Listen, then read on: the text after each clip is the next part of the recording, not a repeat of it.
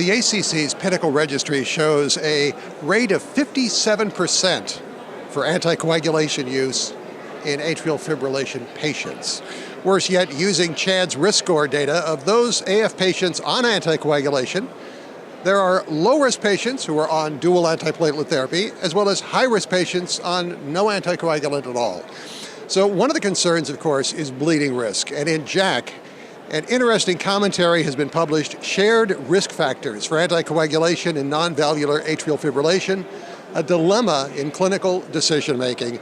And I'd like to introduce you to the author who's with me, Dr. Michael H. Kim, who is MD and Professor of Medicine at Warren Alpert Medical School, Brown University, Providence, Rhode Island. Your comments in the paper talk about another paper, it's an analysis of Aristotle trial. Can we talk about that first, then we'll talk about your comments? Oh, absolutely. The paper that I was asked to write an editorial on was written by Heilich and colleagues. And I think it's a very important paper because it really addresses one of the core issues related to anticoagulation of atrial fibrillation, and that is the bleeding outcomes. Now, I think there's no controversy that people realize that atrial fibrillation is a risk for stroke, and people need anticoagulation if they have risk factors. The problem is, it's the other side of the coin, namely the bleeding risk, that results in clinicians not prescribing appropriate therapy. So what this paper really addresses is the adverse bleeding outcomes within the Aristotle trial. And I think it's very important because it shows that in comparison to well-managed warfarin anticoagulation, there is a marked cardiovascular outcomes benefit in terms of the bleeding parameters in the Aristotle trial. And also, very importantly, there was a 50% mortality reduction in the first 30 days. And so I think this is very important data because it brings in the concept of shared risk factors.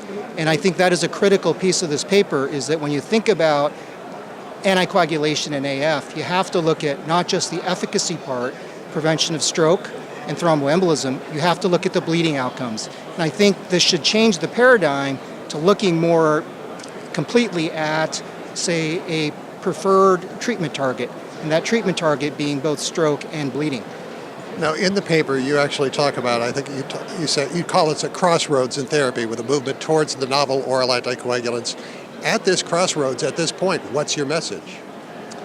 Well, I think the message is that we have a lot of new therapies for atrial fibrillation, specifically for stroke prevention, in terms of the novel anticoagulants. Now, there are 3 of them currently approved. There will be more to come. Now, I think what this really is that we have other options for anticoagulation in AF patients. And you can argue that there's a lot of advantages and maybe these are better. And I think in a lot of ways they have a lot of advantages and may in fact be better. What I try to do in the editorial is that if you really look at all the subgroups of AF, and there's so much heterogeneity in AF, that there really is still 4 agents currently in the toolbox, and one of those is warfarin. And, warfarin's kind of been raked over the coals, so to speak, with the advent of all these novel anticoagulants. Right. And so that's kind of why I'm saying there's a crossroads. I mean, there's a whole host of factors you have to consider with anticoagulation of AF. And in my personal belief, do I think the novel anticoagulants are a better therapy for most patients? Yes, I do. But I don't think warfarin should be abandoned. And if you look at, for many of the reasons, warfarin is still a player in this therapeutic market. And I think you have to look at all factors related to stroke, efficacy, bleeding outcomes, but there are other outcomes, realistically speaking, as well. Is there are subgroups of data that, we still need more data on. Specifically patients with renal disease, warfarin may be the place for them. What about people where there's an economic consideration or there's more of a value or population health? If you look at the dollars, warfarin might still be a player there. Now, all this can change, if you have disruptors, and I mentioned kind of disruptors being, functional antidote for the novel anticoagulants. Improved pricing, God say a generic, for one of these novel anticoagulants. So I think this is an evolving field. But I think there's a lot of opportunity here to have a lot of tools in our toolbox for the benefit of our patients. You've mentioned risk factors several times. CHADS or CHADS2-VASc? I think the CHADS VASC is probably a better way to go. It's a little harder, it takes a few moments longer, but in Europe, they really have adopted it. I think in the U.S., CHADS-2 is used more prominently, but I think we've all grown used to calculating CHADS VASC, and I've kind of steered my practice more toward CHADS VASC. Very good. And what it does do is it does lower the bar for anticoagulation. What do you do with the CHADS-2 patient of 1? Okay, I've often used CHADS VASC to help further stratify them, and if they have a higher CHADS VASC score, I'll push the anticoagulation issue, but anticoagulation is often a two-way street between the physician and the patient. Right. But I think what's most important is that a discussion be had as to all the risks, both for stroke and bleeding, and then come to a mutual decision between the patient and the provider. And, I think more information is always critical to making an informed decision on both parties. Do you think by facing this challenge of shared risk factors and taking a different look at things that will maybe correct some of the errors along the way, where right now we have people who are at very low risk who are on dual antiplatelet therapy, patients at high risk who are on none whatsoever? There needs to be some balance in this, doesn't there? I think there needs to be balance. Anticoagulation of AF is kind of a frustrating area because I think if you look in the atrial fibrillation space, pretty much one thing everyone agrees on is that anticoagulation is appropriate. But if you look at the ACC Pinnacle registry data that you quoted, even the cardiovascular specialists don't do a very good job. Now, why is that? Well, I think there's a multitude of reasons, and one of them is, the bleeding risk issue.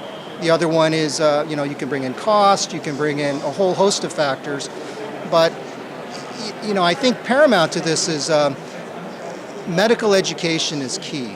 But I don't think in many ways medical education is enough. And, there should be perhaps some performance measures related to anticoagulation of AF in appropriate patients. There are technologies that can yield that. There is a technology actually in atrial fibrillation map where you can combine anticoagulation rates, outcomes, hospitalizations, mortality, stroke rates, and put it out there for public consumption. Now, I'm not sure a lot of people want to see that, but I'm sure some parties want to see that. Specifically the public, maybe third-party payers, maybe managed care. But as we move toward population health, value-based care, accountable care, these are one of the things that you have to ask yourself, why not? But before you can actually do something like that, you actually have to have an information stream. And a lot of outcomes is going to data-driven science, and we need to have better ways to acquire that data. But if you actually had a performance measure for that, that would be a start. And other ways, as healthcare changes, is what really works best for clinicians is not necessarily medical education or CME programs.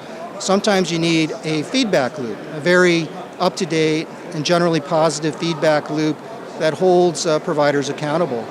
And I'm not going to be popular in saying this, but in the future to come, there might be some financial penalties tied to that.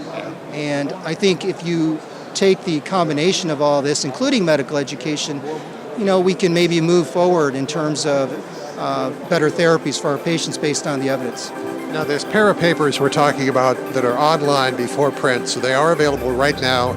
For CardioSource World News, I'm Executive Editor Rick McGuire.